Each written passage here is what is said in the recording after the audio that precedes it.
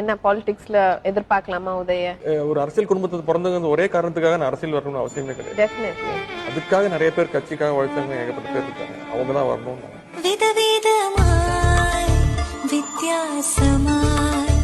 உங்க குடும்பத்தில இருந்து யாராவது இனிமே அரசியலுக்கு வர வாய்ப்பு இருக்கா சார்? நிச்சயமாக என்னுடைய மகனாக இருந்தாலும் சரி, என்னுடைய மருமகனாக இருந்தாலும் சரி, அல்லது எங்கள் வீட்டில் இருக்கக்கூடிய யாராக இருந்தாலும் அரசியலுக்கு வருவதற்கான வாய்ப்புகள் இல்லை என்பதை நான் அழுத்த நிறுத்தமாக தெரிவித்துக் கொள்கிறேன். அடுத்தது அமைச்சர் அப்படிங்கிற ஒரு லைன் எடுத்துக்கலாமா?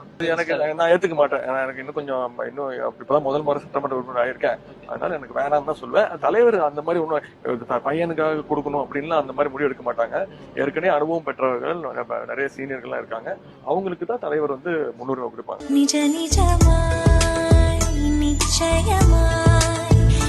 தொட்டு தொடரும்